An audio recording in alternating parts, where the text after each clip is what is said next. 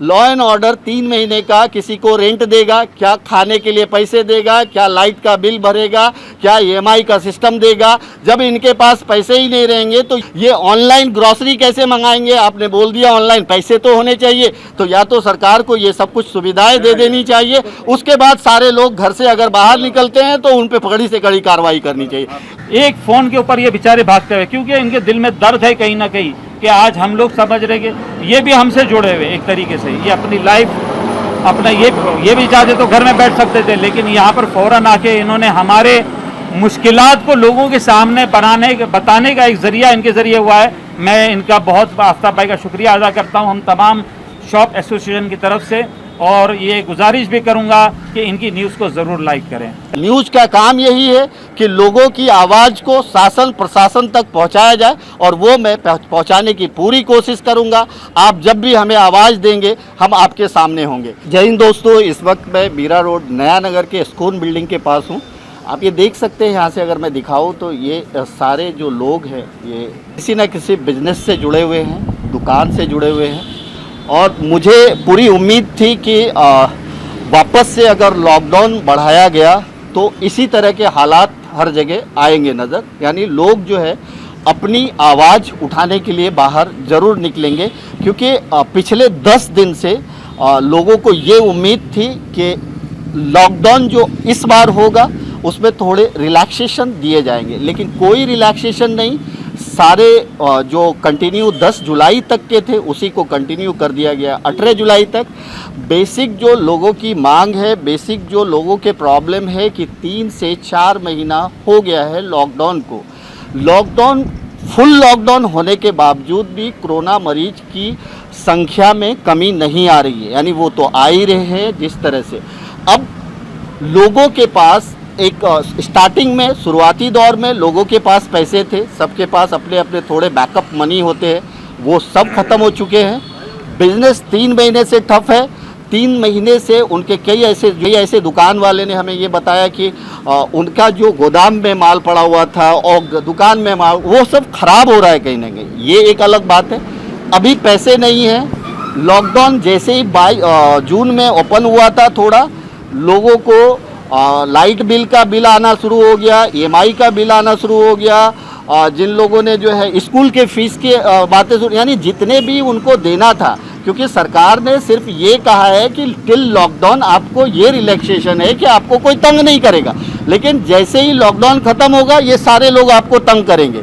तो कहीं ना कहीं ये जो इश्यूज़ है ये होने वाला था, ये मुझे पता था। मैं क्योंकि पिछले 10 दिन से मैं रिपोर्टिंग कर रहा हूँ और मुझे मालूम है कि हज़ारों लोगों ने अपनी जो है प्रतिक्रिया रखी है।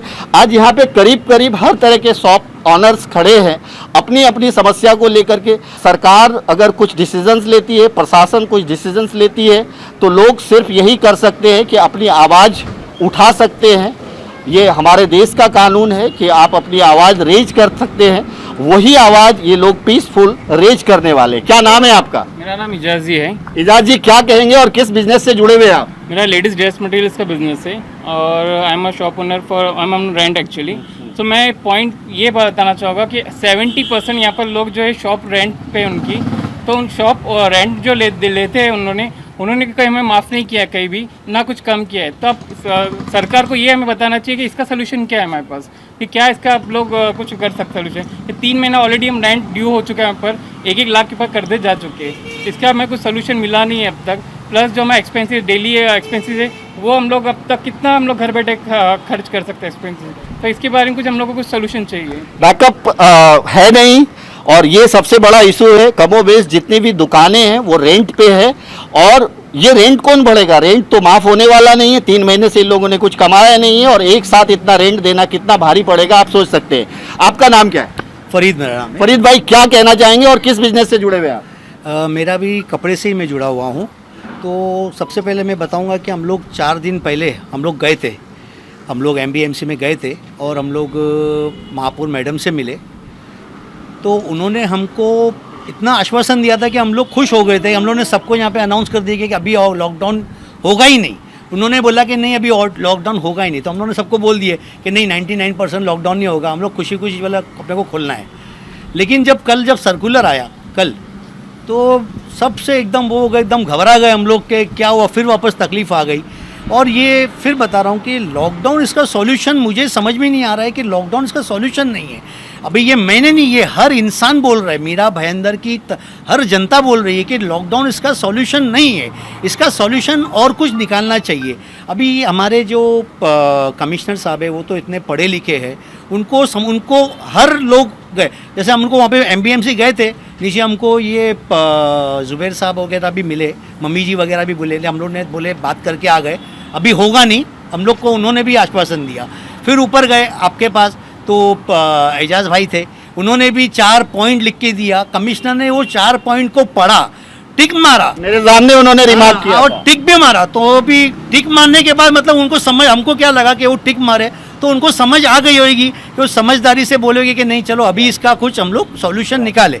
तो उनसे तो हमको मिलने को नहीं मिला, उनसे तो हम लोग को वक्त नहीं मिला। PA ने बोला कि नहीं वक्त टाइम नहीं है, आप अपॉइंटमेंट लो। उनको मैं नंबर भी दे के आया अपना, लेकिन उनका फ़ोन सामने से आया नहीं। लेकिन उसके बाद हम लोग क्या बोले कि अभी इतना दूर आए, चलो आप हम लोग मेयर साहब से, मैडम से मिल लेंगे।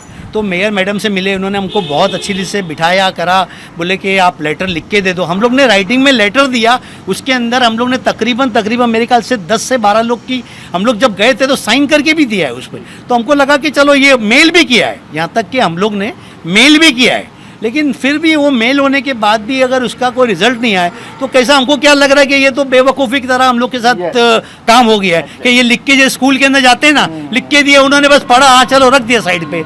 तो या तो इसके अंदर कैसा है, या तो म्यूचुअल अंडरस्टैंडिंग नहीं है MBMC और सब लोगों की, या फिर वो अपनी ज़ाती बोलते या क्या बोल सकते, नहीं बोल सकते, या तो वो अपने हिसाब से उन्होंने खुद ही सर्कुलर निकाल दिया, किसको पूछे बगैर निकाल दिया, क्या है, मतलब उन्होंने सोचा नहीं है कि आम जनता को जो तकलीफ़ आ रही है आज की तारीख में, आम तकलीफ़ किसको आ रही है, आम जनता को आ रही है। हम लोग की दुकान है, हम लोग उसके ऊपर ही डिपेंड है, भाड़ा देना, लाइट बिल भरना, ये भरना, खाना पीना, अभी हमारा और कोई धंधा तो नहीं है। तो अभी अगर वो सब कुछ अगर हमारा 4 महीने से अगर हमारा बंद हो जाएगा, रमज़ान शरीफ जैसे महीने के अंदर हम लोग चुप बैठे कि चलो रमज़ान महीना का जो हमारा सबसे बड़ा महीना, सबसे कमाने का महीना, बिजनेस का, सीज़न का, हर इंसान रमज़ान के अंदर चुप होके बैठा। क्यों चुप बैठा? कि नहीं चलो प्रशासन का साथ दो, और हम लोग अभी भी देने तैयार है, लेकिन सामने प्रशासन को भी हमारे लिए कुछ करना चाहिए। ऐसा नहीं कि वो लॉकडाउन करके बैठेगी हम लोग को घर पे, तो हम लोग क्या करेंगे लॉकडाउन, हम लोग क्या किसके सामने हाथ फैलाएंगे, हम लोग कुछ और, या तो हम लोग को क्या, मेरे को क्या लग रहा है कि हमारी भी ऐसी एक पोजीशन आ जाएगी कि हमको भी खाने पीने का काम चालू करना पड़ेगा, भाजी तरकारी हमको भी बेचना पड़ेगा, मुझे ऐसा लग रहा है। तो अभी ये तकलीफ़ें काफ़ी आ रही है, तो ये फिर आपसे हम लोग कमिश्नर साहब से रिक्वेस्ट कर रहे हैं, विनंती कर रहे हैं, आपके न्यूज़ चैनल से, आपके माध्यम से हम उनको कहना चाहते हैं कि जो कल उन्होंने जो सर्कुलर निकाला है उसमें तब्दीली लाइए और कुछ जनता का भी कुछ ख्याल करे।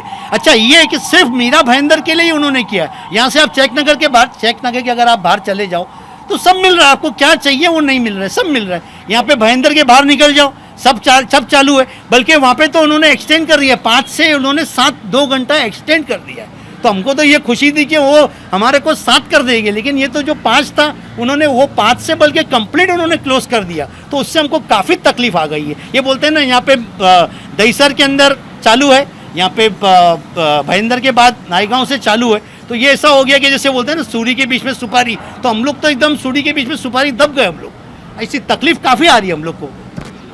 दोस्तों ऐसा ही लगता है कि लोग समझ रहे हैं लेकिन शासन लोगों की तकलीफ को नहीं समझ रहा है। इन्होंने कहा कि पता नहीं तालमेल है या नहीं। अब इसमें भी एक सवाल उठता है क्योंकि इस बारे में मैंने 2 MLA मीरा भाईंदर को रूल करते हैं, मिसेस गीता जैन और प्रताप सरनायक, मैंने दोनों से बात की थी, दोनों ने कहा था लॉकडाउन सॉल्यूशन भी नहीं है और लॉकडाउन होगा भी नहीं, लेकिन फिर भी लॉकडाउन हो गया। क्या नाम है आपका? सलीम शेख। सलीम जी क्या बोलना चाहेंगे और किस बिजनेस से हैं आप? मैं कपड़े के बिज़नेस से हूँ। मैं सिर्फ एक ही बात बोलना चाहता हूँ कि जो अमीर आदमी जो है ना वो पैसे गरीबों को बांट कर खुश है, और गरीब आदमी अमीर आदमी से पैसे लेकर खुश है, और मिडिल क्लास आदमी किधर जाएगा। हम लोग तो कहीं लाइन में जाकर के पैसा तो ले सकते ही नहीं किसी से।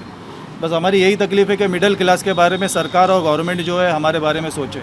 म्यूनसिपल कॉरपोरेशन, MLA और हमारे जो कॉरपोरेटर है वो आपस में मिलकर बैठकर कुछ फैसला करें हमारे बारे में, क्योंकि हम लोग तो किधर जाके हाथ फैला सकते ही नहीं है, राशन के लिए लाइन लगा सकते ही नहीं कि भाई रास्ते में वो बट रहा है जो ले ले हम लोग करके। तो हमारी जो तकलीफ़ है उनके बारे में इन सबको सोचना चाहिए। आप कुछ बोलना चाहेंगे? क्या नाम है आपका? मेरा नाम जैद है, किस बिजनेस से हैं आप? कपड़े के बिजनेस से। बोलिए। मैं यही बोलना चाहूँगा कि ये लॉकडाउन जो है ये कोई सोल्यूशन नहीं है। और अभी जैसे कि अभी थोड़े दिन पहले दुकानों में काफ़ी, हमारी लाइन में 4-5 दुकानें, वो दुकानों में चोरी हुई थी। हमारी दुकान से कुछ 25-30 हज़ार का माल गया था, बाजू वाले की दुकान से माल गया था। तो यही बोलना चाहूँगा कि लॉकडाउन सोल्यूशन नहीं है, क्योंकि लॉकडाउन में लोगों के पास पैसे नहीं है। जिसके पास पैसा है वो इसमें उसमें दिन के खर्चे में, घर का खर्चा, घर का रेंट, लोन वोन सब इसी में पूरा पैसा चले जा रहा है। और जो चोर है उसको तो सोल्यूशन, क्योंकि आप पुलिस स्टेशन में भी उसको दोगे, पुलिस वाले भी छोड़ देंगे। ज़माना ऐसा आ गया कि ये सब चल रहा है, कोविड-19 का, ये वो, कोई किसी को पकड़ ही नहीं सकता है, ऐसा ज़माना आ गया। और जिसके पास पैसे नहीं है ना, वो कुछ नहीं कर पा रहे। और हम मिडिल क्लास इंसान किसी से पैसा मांग नहीं सकता है, कुछ नहीं करता। तो इसके पास पैसा है, वो हमारा रमज़ान शरीफ में हम लोग ने इतना ये बांटने करने में सब पता चलेगा, अभी कुछ बचा ही नहीं हमारे पास। लाइट बिल ये वो, और लाइट बिल भी आजकल ऐसा ज़माना है, लाइट बिल भी एक्सटेंड करके आ रहे हैं। लाइट बिल जो 2000-4000 था वो भी 25,000-20,000 आ रहे हैं। उसके ऊपर भी जरा देखा जाए। कहीं ना कहीं सही कहा इन्होंने कि मैंने जैसा कहा था कि जैसे ही लॉकडाउन खत्म हुआ उसके बाद जो है आपका क्या नाम है? नूर, क्या बिजनेस है आपका? मोबाइल शॉप है। क्या कहेंगे? जी मुझे उम्मीद थी ये नए कमिश्नर से कि ये हमारे साथ में बैठे, शॉप ओनर्स के साथ में बैठ के आइडेंटिफाई करें कि क्या इश्यूज़ है। क्योंकि गवर्नमेंट अगर हमसे एक्सपेक्ट कर रही है कि ये सब रूल्स एंड रेगुलेशन फॉलो करें, तो समहाउ उनको ये भी समझना चाहिए कि हमारे पास इतनी कैपेबिलिटी नहीं है कि 3-4 महीने तक रेंट पे करना, बच्चों की फ़ीस का नोटिफिकेशन आ रहा है, इलेक्ट्रिसिटी बिल इतनी हाई आई है। तो गवर्नमेंट को हमारे साथ में बैठ के डिस्कशन करना चाहिए कि भाई इसका सोल्यूशन क्या। अगर वो हमसे एक्सपेक्ट कर रहे हैं कि हम रूल्स एंड रेगुलेशन फॉलो करें, तो हमारे लिए भी कुछ चीज़ें होनी चाहिए ना। जैसे आप माफ़ कर दीजिए इलेक्ट्रिसिटी बिल, आप रेंट माफ़ कर दीजिए, ओनर को बता दीजिए, आप ओनर अपनी तरफ से ओनर को दे दीजिए। आप ये जो सोल्यूशन है खाली वो हमसे एक्सपेक्ट कर रहे हैं और हमारे बारे में नहीं सोच रहे हो। तो मेरे से गुजारिश है कि आप सभी जितने भी शॉप ओनर्स हैं मिलिए, लेटर लिखें, जाके MLA से मिलें और आइडेंटिफाई करें कि क्या हो सकता है, वे आउट क्या है। ये वे आउट नहीं है। अगर आपने नोटिस किया होगा कि हमने लॉकडाउन किया था और लॉकडाउन के बाद में नंबर ऑफ केसेस कुछ डिफरेंस नहीं है। चलिए, इनका कहना यही है, रियायत तो कुछ है नहीं, हर बार एक ऑर्डर आ जाता है और जिसका पालन करना पड़ता है एक सभ्य नागरिक होने के नाते। आपका क्या नाम है, क्या कहेंगे आप? मेरा नाम गयासुद्दीन खान है, मैं महाराष्ट्र कुर्ती वाला हूँ। और यहाँ जितने भी भाई हमारे जमा हुए हैं, मीरा बंदर के इसमें हैं लोग और शांति मतलब नगर के हैं। तो कहने का मतलब ये कि 4 महीने से हम लोग दुकान बंद करके बैठे हैं। हम अपने बाल बच्चों को कहाँ लेके जाएं, इनकी रोजी रोटी का क्या किया जाए। और इसके लिए मैं सरकार से, मीरा बंदर के कमिश्नर साहब से और म्यूनसिपलिटी से गुजारिश है, रिक्वेस्ट है कि हम लोगों को दुकान खोलने का मौका दिया जाए, क्योंकि हमारे एरिया में कुछ है भी नहीं। आप ज़रा कैमरा घुमाइए और बताइए उनको। मुझे पता है, मैं हर रोज चलते चलते प्रोग्राम करता हूं, तो मुझे पता है मीरा भाईंदर के ऐसे कई क्षेत्र है जहां पे ना के बराबर है। सिर्फ मीरा, शांति नगर में भी ऐसे है, भाईंदर में भी ऐसे है। तो कम से कम अगर उस हिसाब से भी एनालाइज किया जाए तो कंटेनमेंट जोन के हिसाब से भी इनको छूट देना चाहिए, ऑड एंड इवन देना चाहिए। रोड पे लोग दिखते हैं, मैं देख रहा हूँ, मैं जब भी निकलता हूँ रोड पे लोग दिखते हैं। सिर्फ एक ही तब्दीली मुझे दिखती है कि दुकान खुली हुई नहीं दिखती है, बाकी सब होता हुआ दिखता है। तो कहीं ना कहीं लोग परेशान हो रहे। ऑड एंड इवन का फॉर्मूला अच्छा था, उस हिसाब से जरूर दुकान खुलना चाहिए। आपका क्या नाम है, आप क्या बोलना चाहेंगे? मेरा नाम अब्दुल हफीज़ है। सब तो माशाअल्लाह लोग ने बोल दिया। मुझे एक चीज़ लग रही है कि जो लॉकडाउन किया गया है, अब ये सीज़न जैसी पहली बारिश होती है, उमूमन आपको मालूम होगा कि हम लोग इसको डॉक्टरों का सीज़न कहते हैं। सर्दी, खांसी, बुखार ये है, लेकिन जो भी फिगर्स आ रहे हैं उसके सिर्फ यही आते हैं, अगर कोई बुखार से भी मरता है, निमोनिया से भी मरता है, तो उसको भी कोविड में लिया जाता है। किसी को घर में छींक भी आ गई, अब तो ऐसा माहौल हो गया अगर किसी ने छींक भी दिया तो उसके घर वाले दूर हो जाते हैं कि भाई ये कोविड वाला तो नहीं है। यानी ये दहशत डाली गई है। और मैंने एक न्यूज़ में पढ़ा था और मेरे मुताले में है कि केनिया का एक शहर है, वहाँ पर वहाँ के जो मिनिस्टर हैं, वहाँ पर उन्होंने पहला पूरा रिसर्च किया कि ये कोविड है क्या, व्हाट इज़ द कोविड। तो उन्होंने पूरा रिसर्च करके उन्होंने पहले तो फिक्स कर दिया कि जितने हॉस्पिटल्स है हमारे गवर्नमेंट की तरफ से ही इसका टेस्ट कराया जाएगा और कहीं भी नहीं होगा।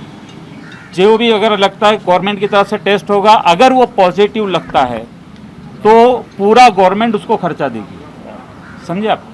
दूसरी बात, उसके ख़ानदान को अगर पूरा ये है तो उसका जो रहना करना जितना भी इलाज है वो पूरा गवर्नमेंट देगी। नतीजतन ये हुआ कि जितने जितने रिपोर्टर थे वो कम हो गए ऑटोमेटिक। और अब 1 महीने के अंदर आज वहाँ पर पूरा बाजार खुला है और कोई एक सिंगल पेशेंट कोविड का नहीं है। तो क्या मुझे ये लगता है कि जैसे किसी शायर ने कहा है कवाकिब कुछ नज़र आते हैं कुछ, समझे आप बात। तो जो भी पेशेंट आता है पहले हम सुनते थे कि हार्ट अटैक से मर, अब तो जो हार्ट अटैक का भी मरीज आता है तो उसको भी कोविड में लिया जाता है। हमारे खानदान में कई ऐसे अमवात हुई जो हार्ट अटैक से मरीज हुए तो हॉस्पिटल वाले बोलते हैं नहीं हम कोविड का सर्टिफिकेट देंगे तो हम आपको इसकी बॉडी दे देते हैं। कहीं ना कहीं आपने सही कहा दोस्तों। हिंदुस्तान में हर महीने पहले भी, हर रोज पहले भी मौत होती थी, अलग अलग बीमारियों से होती थी। किसी का हार्ट अटैक से होता था, किसी का और किसी बड़ी बीमारी से होता था, तो वो मौत तो होती थी। लेकिन इन दिनों कोविड-19 के पीरियड में जितनी भी मौतें होती है, चाहे वो रीज़न कुछ भी हो, लास्ट में कोविड-19 कर दिया जाता है। कुछ लोगों ने तो ये कहा है कि हमारे जो रिश्तेदारों के जो डेथ हुए हैं वो किसी और वजह से हुए, लेकिन हमें सर्टिफिकेट कोविड-19 का दिया गया है। तो ये सारे सवाल है। इसमें इन्होंने एक और चीज़ कहा कि दूसरे जो कंट्री हैं, देश हैं, वहाँ पे गवर्नमेंट का सपोर्ट है कि अगर किसी को इस तरह का पॉजिटिव पाया जाता है तो उसके खर्चे जो है गवर्नमेंट उठाती है। यहाँ ऐसा नहीं है। अगर कोई आदमी गलती से किसी प्राइवेट हॉस्पिटल में पहुंच जाता है तो वो लुट के ही आता है और उसके ऊपर कर्ज हो जाता है। 5 लाख, 6 लाख, 10 लाख इस तरह के बिलिंग्स होते हैं और इसका इलाज के नाम पे गर्म पानी, क्रोसिन और इस तरह की कुछ दवाइयाँ दी जाती है इम्यूनिटी सिस्टम बढ़ाने के लिए। बस यही इलाज है, इसके अलावा कहीं पे इलाज नहीं है। ऐसे कई केसेस हमारे नज़र के सामने आए हैं कि वो इसका इलाज करने हॉस्पिटल तो गए, लेकिन जब डिस्चार्ज होने का टाइम आया तो उनको कहीं ना कहीं अपनों से, गैरों से, दोस्तों से भीख मांग के पैसे जमा करने पड़े हैं, क्योंकि किसी के पास भी 5 लाख, 10 लाख इतना अमाउंट नहीं होता है। इसमें बहुत सारे लोग जिनका मेडिक्लेम है, वो मेडिक्लेम भी इसमें बहुत सारे क्राइटेरिया हैं जिसमें फिट नहीं बैठते। तो ये सारे इश्यूज है। तो इनकी बात बिल्कुल सही लगी। आप में से और कोई बोलना चाहेगा? यस, बोलिए। कि मैंने आफ्ताब भाई को देखा, ये सिटी न्यूज़ जो मैं अब महसूस कर रहा, मैं अल्हम्दुलिल्लाह 3-4 मरतबा इनसे मुलाकात और हमारे शक्लें लिए चैरिटेबल। देखिए ये भी बात बता दूं कि हमारे पास जब तक रहा हमने यहाँ पर खाना भी बांटा है। आज हम लोग की भी पोजीशन ये नहीं है। तो मैं ये कहूँगा कि इन्होंने, इनके जो जुमले हैं जो अभी कह रहे हैं, तो इनके अल्फाज से मुझे दर्द लगता है कि कौम का दर्द है जो इनकी ज़बान से बोल रहा है। तो मैं अप्रिशिएट करता हूँ इनकी खिदमत को। आज भी अभी हम लोग सब लोग जमा थे, मैंने सिर्फ एक बार फरीद भाई ने खाली फ़ोन किया, 10 मिनट में आफ्ताब भाई इधर आ गए।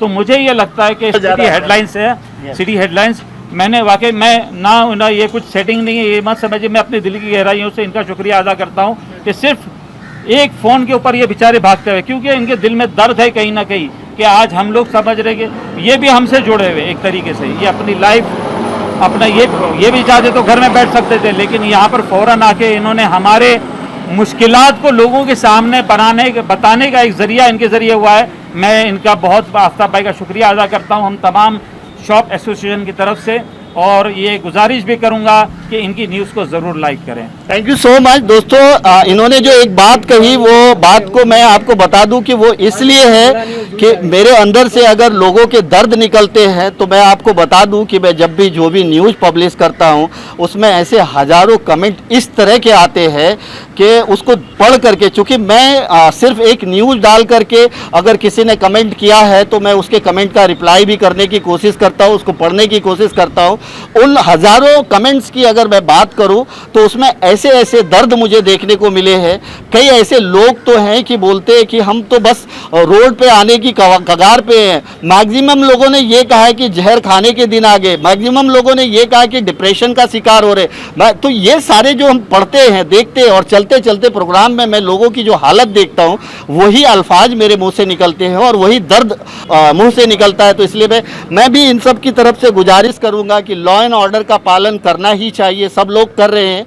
लॉ एंड ऑर्डर को हमको अवॉइड नहीं करना है, लॉ एंड ऑर्डर को, लेकिन लॉ एंड ऑर्डर को ये सोचना पड़ेगा कि अगर मैं इस तरह का कोई ऑर्डर निकालता हूँ तो उसका अल्टरनेट करूँ। क्या लॉ एंड ऑर्डर 3 महीने का किसी को रेंट देगा, क्या खाने के लिए पैसे देगा, क्या लाइट का बिल भरेगा, क्या EMI का सिस्टम देगा? जब इनके पास पैसे ही नहीं रहेंगे तो ये ऑनलाइन ग्रॉसरी कैसे मंगाएंगे? आपने बोल दिया ऑनलाइन, पैसे तो होने चाहिए। तो या तो सरकार को ये सब कुछ सुविधाएं दे देनी चाहिए, उसके बाद सारे लोग घर से अगर बाहर निकलते हैं तो उन पे कड़ी से कड़ी कार्रवाई करनी चाहिए।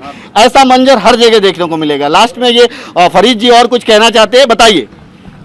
मैं ये कहना चाहता हूँ कि ये जो हम लोग जो जमा हुए हैं ना, ये सिर्फ कपड़े वालों के लिए जो हम लोग नहीं वो मुद्दा उठा रहे, हम लोग जो उठा रहे पूरे दुकानदार जो मीरा भयंदर के इसमें सब आ जाते हैं। अभी यहाँ पे और दूसरे लोग से मेरी ये रिक्वेस्ट है और दुकानदारों से कि जो ये चैनल देख रहे, आप लोग भी साथ में आके जुड़िए। ऐसा नहीं करिए कि नहीं ये लोग कर रहे हैं हम लोग बैठे रहिए। आप लोग का साथ होगा, आपका ताउन अगर होगा तो हम लोग उसके लिए बराबर से कभी आगे जाके कुछ काम होगा। ऐसा नहीं कि हम लोग एक ही खाली कपड़े वाले लोग के लिए कर रहे, हम लोग जो आवाज़ उठा रहे ये सब लोग के लिए उठा रहे, ऐसा है। और एक चीज़ ये बता रहा हूँ, अगर ये लॉकडाउन रहा तो इससे जैसे आपने बताया लॉ एंड ऑर्डर, तो दोनों को साथ में मिलके चलना है। आपने ऑर्डर दे दिया लेकिन ऑर्डर से लॉ को मेंटेन करना है। ऐसा नहीं है कि ऑर्डर दे दिया तो लॉ खराब हो जाए। तो ऐसा मत करिए कि हम लोग का आपके ऑर्डर से हमको खराब करना पड़े, क्योंकि इससे कैसा हो रहा है मालूम है? अभी आपने दे दिया ऑर्डर, अभी इससे बेरोजगारी और बढ़ रही है। अभी बेरोजगारी, किसके पास खाने का पैसा नहीं है तो वो क्या करता है, चलो खाने का पैसा नहीं है, वो और कुछ इसके दिमाग में आएगी, चलो यहाँ से पैसे लूट फाट करूँ, ये करूँ वो करूँ, कहाँ से चोरी करूँ। तो वैसा आप सिचुएशन मत निकालिए। लॉ एंड ऑर्डर दोनों को मिल के चलिए। ऐसा नहीं करिए कि लॉ अगर आप अपने ऑर्डर दिया तो लॉ खराब हो जाए। दोनों को मिलके हम लोग को चलना है। कहीं ना कहीं इन्होंने बहुत सही बात कही और इन्होंने ये साफ साफ कहा। और ये जो आवाज़ है वो सिर्फ एक पर्टिकुलर समुदाय या एक पर्टिकुलर बिजनेस के लिए नहीं है, ये कहीं ना कहीं पूरे मीरा भाईंदर की आवाज़ है। और आप जैसा इन्होंने आवाज़ दिया है वो हर किसी के जो भी ये वीडियो देखेंगे उनको ऐसा लगेगा ये मेरी आवाज़ है। दूसरी बात इन्होंने कहा कि लोग एक जुड़िए, यूनाइट होइए, यूनिटी में ताकत है। और यूनाइट जब आप होंगे, आप अपनी बात यूनाइट होकर के रखेंगे तो ही सोचा जाएगा। तो दोस्तों मैं आपको फिर से एक बार कहूँगा, जो लोग ये देख रहे हैं, इस तरह का अगर किसी को भी लगता है पूरे मीरा भाईंदर में कि वो अपनी बात सिटी हेडलाइंस न्यूज़ के माध्यम से रखना चाहते हैं तो वो ज़रूर हमें कांटेक्ट करें। हम उनकी बात जो कर सकते हैं, न्यूज़ का काम यही है कि लोगों की आवाज़ को शासन प्रशासन तक पहुंचाया जाए और वो मैं पहुंचाने की पूरी कोशिश करूंगा। आप जब भी हमें आवाज़ देंगे हम आपके सामने होंगे। Thank you so much.